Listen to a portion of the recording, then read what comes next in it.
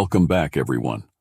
Today, we delve into an extraordinary tale of interstellar exploration and the inherent nature of humanity. What happens when humans volunteer for a mission so profound that no one ever returns?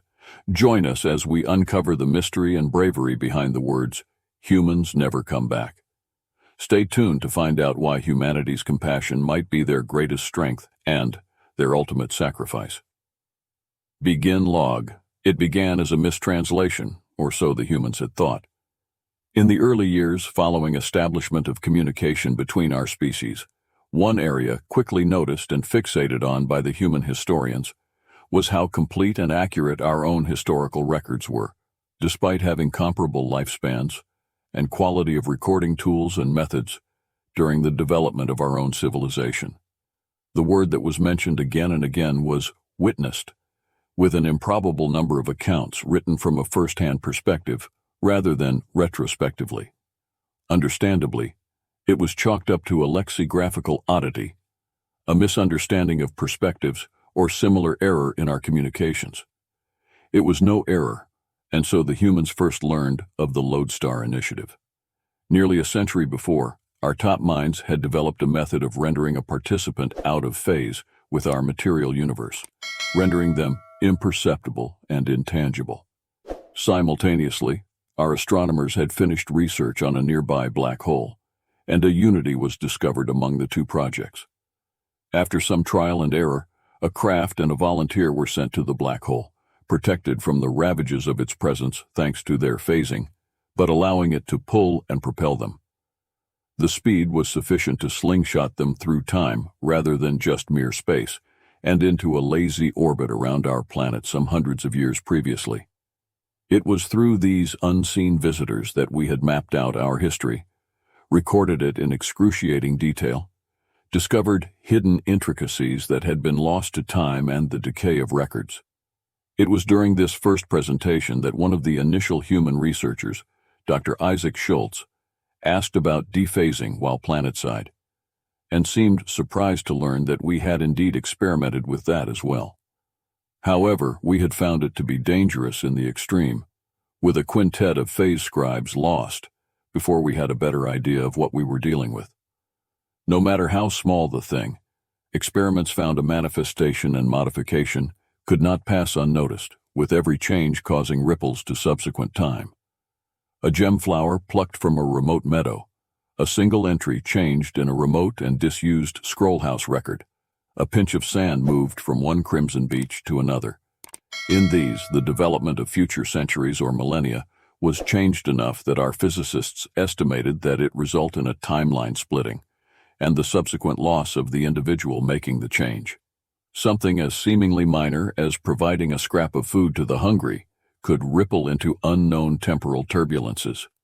It was up to philosophers to argue over if those unfortunate meddlers were destroyed outright by paradox, or if they had diverged enough from our timeline that the future they returned to would not be their own. But regardless, they were lost forever. So we were surprised that, in the wake of these dire warnings, Dr. Schultz immediately volunteered to help humans participate in the Loadstar initiative. Thanks to the diligent work of him and hundreds of others, the delicate calculations and fluctuations to adjust to human physiology and a target of Earth instead of our own home planet were overcome in just under a decade. 8 years to the day after volunteering, Dr. Schultz stepped aboard his craft, took off towards the month-long trip to the black hole, and never returned. Months became years, but he was gone. However, in the wake of the doctor's disappearance, we were again surprised by a steady influx of human volunteers to continue in his footsteps and help continue the human participation in the initiative. Despite this optimism, we were met with a shocking failure as the second wave began making their voyages. No humans ever come back. At first, we assumed technological failure, and despite our hesitations, the renewed response from the humans we were working with was to continue sending out ships, as the waves of volunteers increased by leaps and bounds.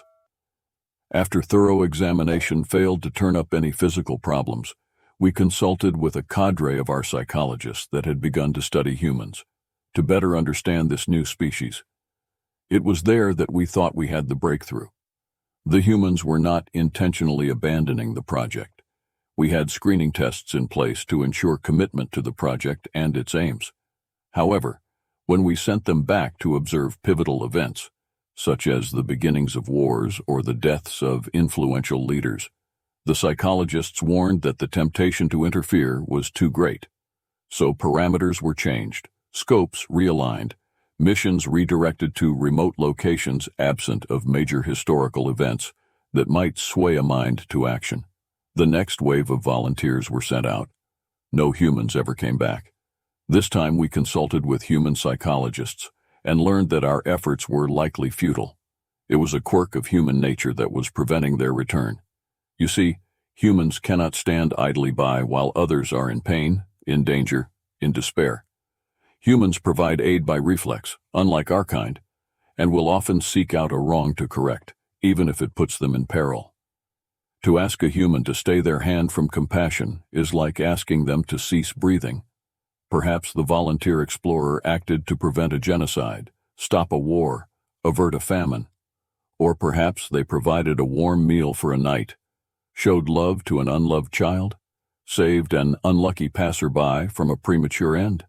They could not have had the knowledge that the person they were helping would live to do anything of historical note, that the selfless act they were performing would ever have an impact on history. And yet through their absence, we feel the everlasting consequence of their small kindness. We can never know with any certainty what changes have been made, or how many multiverses have been splintered off by this altruism. It seems that no matter where, no matter when, humans will ensure that others have a future, even if it means they sacrifice their own. As I see the faces of each new human volunteer, warn them of the consequences of any intervention, I would like the record to show that two things are assured. Humans never come back, and I have never once seen them regret it. End log. And that's the story of Humans Never Come Back, a testament to the unwavering compassion and selflessness that define humanity, even in the far reaches of space and time. What did you think of this story? Let us know in the comments below. Don't forget to like, subscribe, and hit the bell icon for more captivating tales. Until next time, keep exploring the unknown and cherishing the power of kindness. See you soon.